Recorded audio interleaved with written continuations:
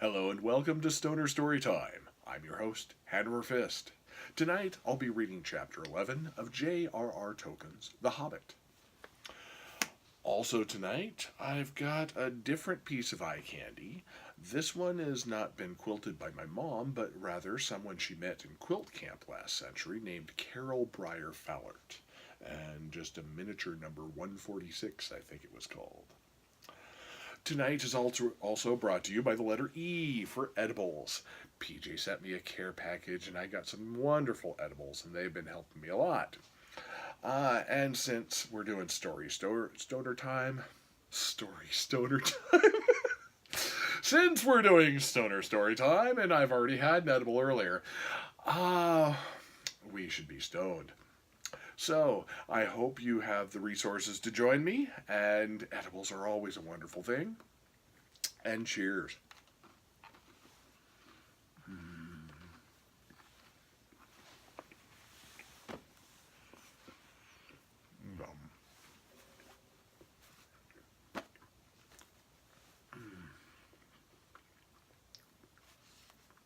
I've also got some CBD in the Magneto, but yeah, the edible for the THC. Anyway, last time, Thorin, the dwarves, and Bilbo had been feasted and toasted by the town for 2 weeks, and finally had made their way up to the Lonely Mountain. And this is Chapter 11, On the Doorstep. In 2 days' going, they rode right up the long lake and passed out into the river running, and now they could all see the lonely mountain towering grim and tall before them. The stream was strong and they're going slow. At the end of the 3rd day, some miles up the river, they drew in to the left or western bank and disembarked. Here they were joined by the horses with other provisions and necessaries and the ponies for their own use that had been sent to beat them. They packed what they could on the ponies, and the rest was made into a store under a tent, but none of the men in the town would stay with them even for the night, so near the shadow of the mountain. "Not at any rate until the songs have come true," said they. It was easier to believe in the dragon and less easy to believe in Thorin in these wild parts. Indeed, their stores had no need of any guard, for all the land was desolate and empty. So their escort left them, making off swiftly down the river in their shoreward paths, although the night was already drawing on. They spent a cold and lonely night, and their spirits fell. The next day they set out again. Balin and Bilbo rode behind, each leading another pony heavily laden beside him. The others were some way ahead, picking out a slow road, for there were no paths. They made northwest, slanting away from the river running, and drawing ever nearer and nearer to a great spur of the mountain that was flung out southward toward them. It was a weary journey and a quiet and stealthy one.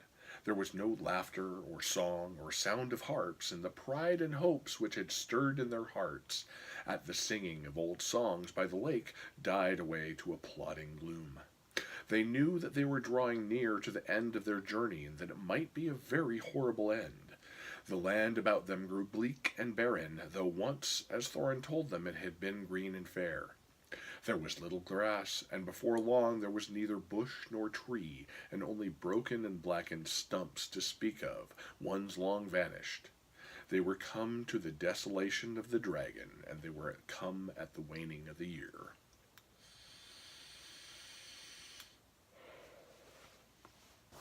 They reached the skirts of the mountain, all the same, without meeting any danger or any sign of the dragon, other than the wilderness he had made about his lair.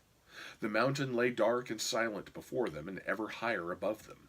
They made their first camp on the western side of the great southern spur, which ended in a height called Ravenhill. On this there had been an old watch-post, but they dared not climb it yet, it was too exposed.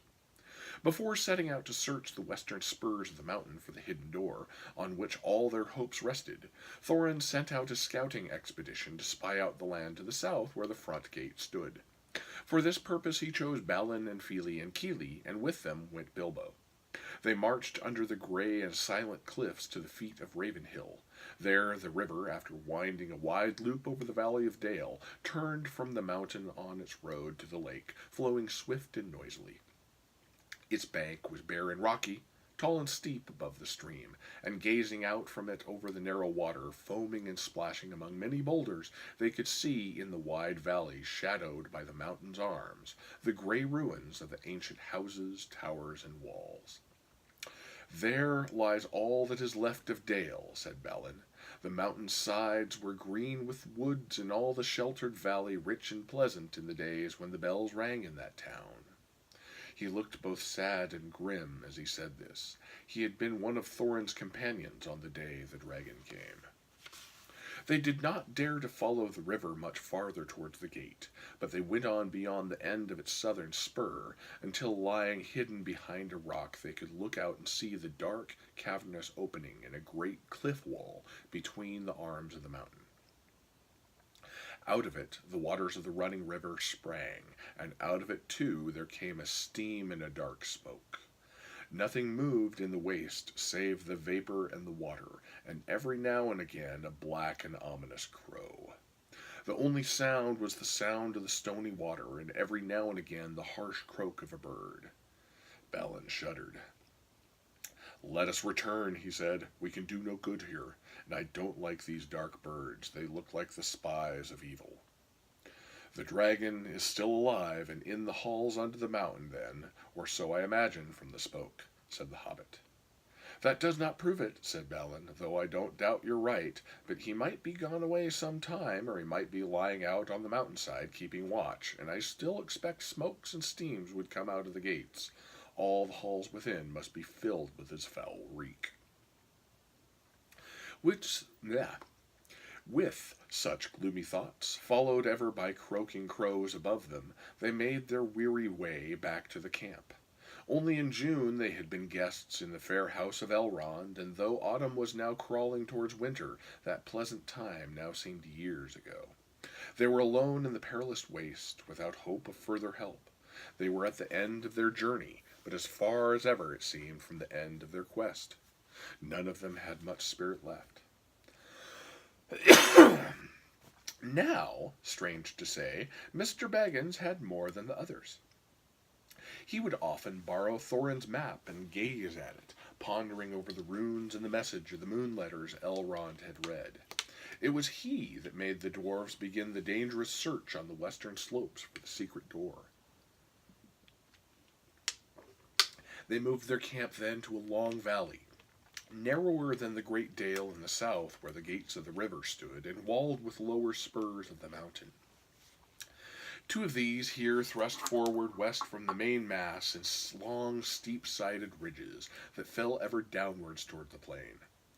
On this western side there were fewer signs of the dragon's marauding feet, and there was some grass for their ponies. From this western camp, shadowed all day by cliff and wall until the sun began to sink toward the forest, day by day they toiled in parties, searching for paths up the mountainside. If the map was true, somewhere high above the cliff at the valley's head must stand the secret door.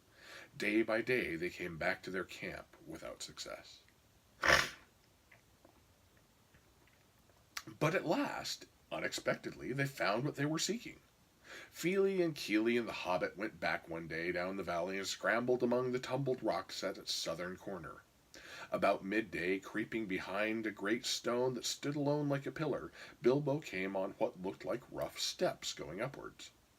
Following these excitedly, he and the dwarves found traces of a narrow track, often lost, often rediscovered, that wandered on to the top of the southern ridge and brought them at last to a still narrower ledge, which turned north across the face of the mountain. Looking down, they saw they were at the top of the cliff at the valley's head, and were gazing down onto their own camp below. Silently, clinging to the rocky wall on their right, they went in single file along the ledge, till the wall opened and they turned into a little steep-walled bay, grassy-floored, still and quiet. Its entrance, which they had found, could not be seen from below because of the overhang of the cliff, nor from further off because it was so small that it looked like a dark crack and no more. It was not a cave, and it was open to the sky above, but at its inner end a flat wall rose up that in the lower part, close to the ground, was as smooth and upright as a mason's work, but without a joint or crevice to be seen. No sign was there of post or lintel or threshold, nor any sign of bar or bolt or keyhole, yet they did not doubt that they had found the door at last. They beat on it, they thrust and pushed at it, they implored it to move, they spoke fragments of broken spells of opening, and nothing stirred. At last, tired out, they rested on the grass at its feet, and then at evening began their long climb down.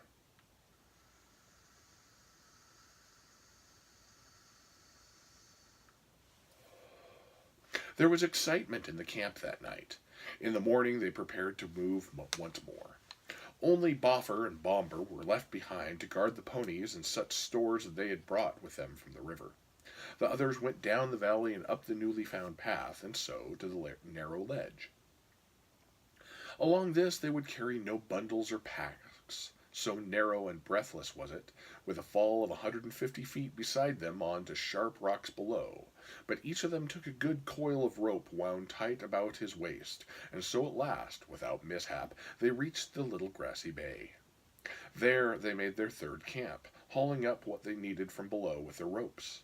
Down the same way they were occasionally able to lower one of the more active dwarves, such as Keeley, to exchange such news as there was, or to take a share in the guard below, while Boffer was hauled up to a higher camp. Bomber would not come up either the rope or path. "I am too fat for such fly walks," he said. "I should turn dizzy and tread on my beard, and then you would be 13 again. And the knotted ropes are too slender for my weight." Lucky for him that was not true, as you will see. In the meanwhile, some of them explored the ledge beyond the opening and found a path that led higher and higher onto the mountain. But they did not dare to venture very far that way, nor was there much use in it. Out up there a silence reigned, broken by no bird or sound except that of the wind in the crannies of stone. They spoke low and never called or sang, for danger brooded in every rock. The others who were busy with the secret of the door had no more success. They were too eager to trouble about the runes or the moon letters, but tried without resting to discover where exactly in the smooth face of the rock the door was hidden. They had brought picks and tools of many sorts from Lake Town, and at first they tried to use these, but when they struck the stones the handles splintered and jarred their arms cruelly, and the steel heads broke or bent like lead. Mining work, they saw clearly, was no good against the magic that had shut this door, and they grew terrified too of the echoing noise.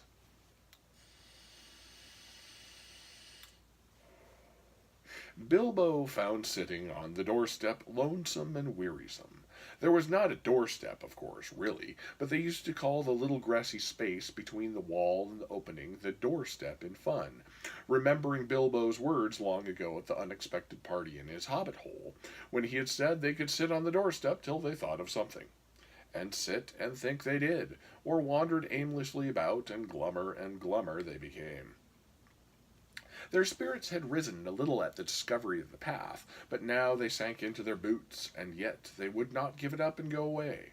The Hobbit was no longer much brighter than the dwarves. He would do nothing but sit with his back to the rock face and stare away west through the opening, over the cliff, over the wide lands, to the black wall of Mirkwood, and to the distances beyond, in which he sometimes thought he could catch glimpses of the misty mountains, small and far.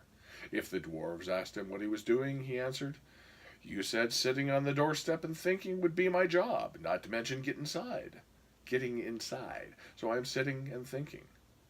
But I'm afraid he was not thinking much of the job, but of what lay beyond the blue distance, the quiet western land, and the hill and his hobbit hole under it.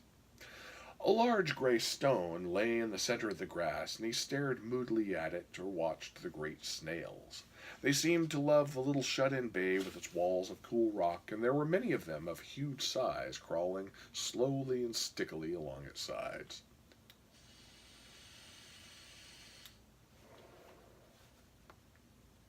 "Tomorrow begins the last week of autumn," said Thorin one day.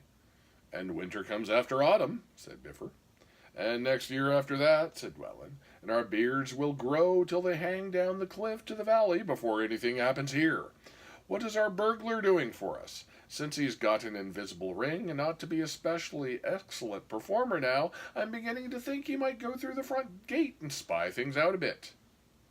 Bilbo heard this. The dwarves were on the rocks just above the enclosure where he was sitting. And good gracious, he thought. So that is what they're beginning to think, is it? It's always poor me that has to get them out of their difficulties, at least since the wizard left. Whatever am I going to do?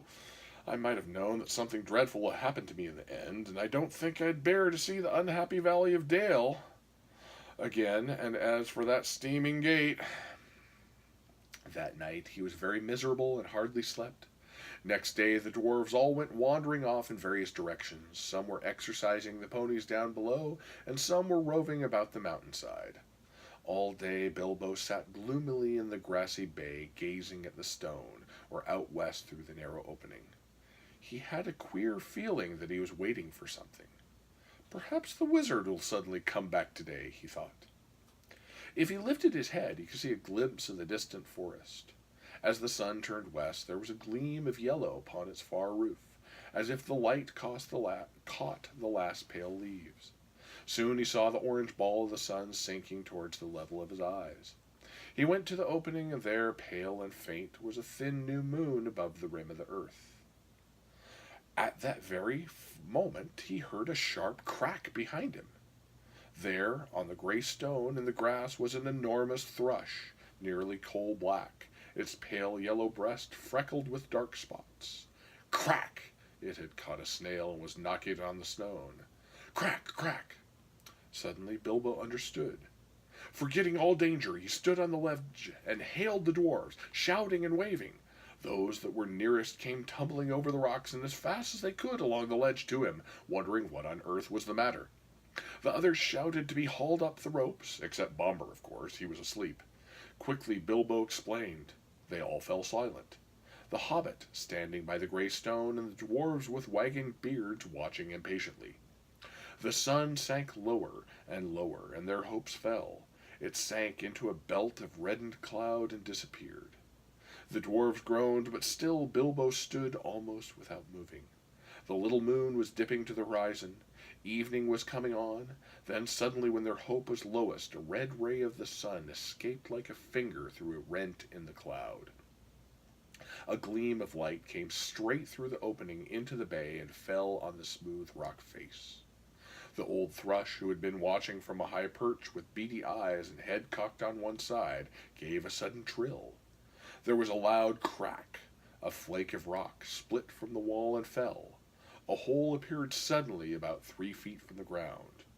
Quickly, trembling lest the chance should fade, the dwarves rushed to the rock and pushed in vain. "The key! The key!" cried Bilbo. "Where's Thorin?" Thorin hurried up. "The key!" shouted Bilbo. "The key that went with the map! Try it now while there's still time!"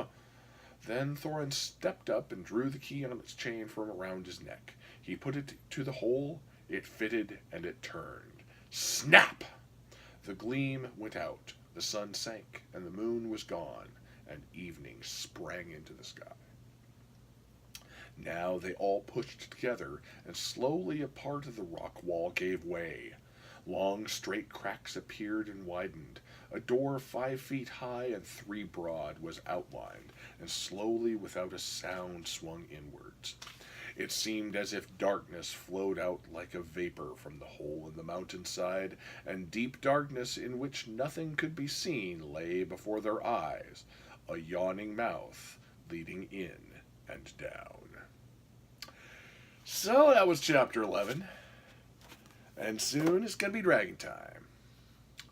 My edible should be kicking in pretty soon, or second edible, and I hope yours are kicking in as well. Cheers to you all, and I hope you're having a great one. See you next time.